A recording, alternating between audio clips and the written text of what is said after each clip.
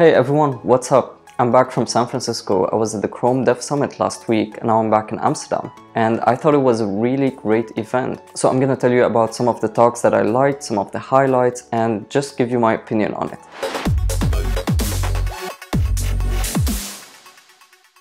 Before I tell you about that, I want to tell you that I just got this award from Microsoft. It's the MVP award, so I'm really excited about it and I'm going to continue on making videos, documentation and open source projects. And it turns out I'm not the only one excited about Chrome Dev Summit. It's also Gijs who's been really excited about... You're not that excited. Okay. So how was Chrome Dev Summit? Well, I'm really happy that there was a lot of focus on performance.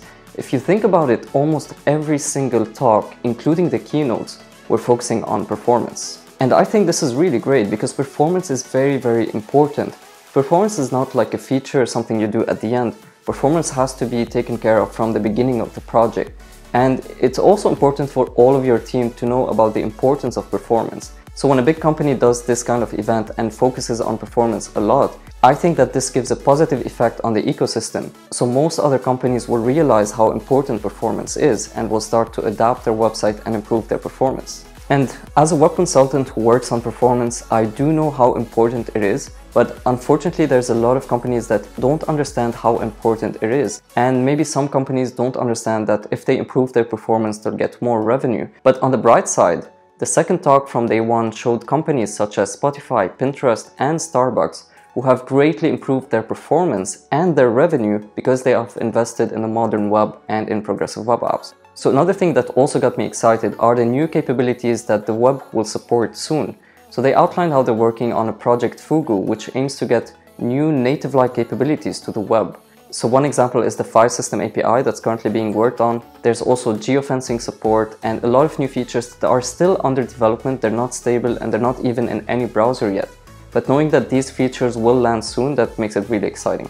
I also liked one of the talks that talks about the virtual scroller. This is not landing in a platform yet, but this allows us to have a virtual scroller on the web, which greatly improves the performance of any app that requires a long feed with a lot of information. Think any web app that has like a social feed like Twitter or Facebook or Instagram. So there's a lot of use cases for that and it greatly improves performance. Another API that wasn't really announced in Chrome Dev Summit but is now available in the latest Chrome and hopefully in other browsers soon is the WebAuthn with fingerprint support. So on my phone, I'm gonna go to this website and I'm gonna authenticate. So I'm gonna click on authenticate and it's gonna ask me about my fingerprint. So I simply press my fingerprint over here and then I'm authenticated. And that's really cool for a lot of use cases like for banking PWAs or even implementing two-factor authentication without having a USB-A or SMS authentication. Just log in the first time and then use the fingerprint the second time. Two more things about performance. WebP, which already works on Chrome, is now coming to Firefox 65 and will also be coming to the next version of Edge. And if you're already using a CDN, you can easily serve WebP where it's supported and then JPEG or PNG for all other browsers. Because WebP makes your websites much smaller if you have tons of images. And last but not least, WebAssembly. So WebAssembly allows you to run C or C++ code, compile it, and then run it on the web. And that has done a lot of amazing things, like Figma, the editor that I always use for designing and prototyping. But there were also a few cool demos, like running SketchUp. And I used to use SketchUp like 10 years ago to have some fun. And now you can just run it in the browser. Just take a look, you go to app.sketchup.com. You have a native app that's running on the web. That's crazy. And the other fun demo is simply running Windows 2000 in the browser.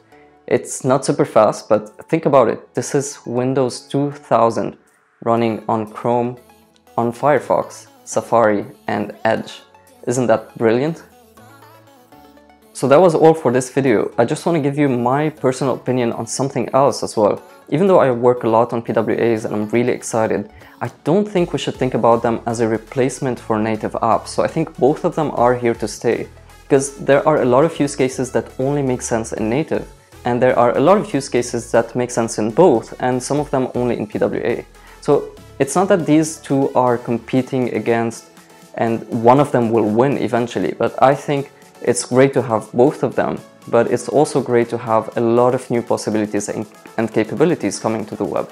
So as a conclusion, I think that if you work at a company, it's very important for all of your company, technical and non-technical people, to know about the importance of web performance. No, it will not cost you more time because you're investing in web performance. It will actually improve your revenue in most of the cases. And if you're a freelancer like me, I recommend that you deep dive into performance. So that's it for now, everyone. If you want me to cover a video about a specific technology or a specific new web API, let me know in the comments below, and I'll see you soon.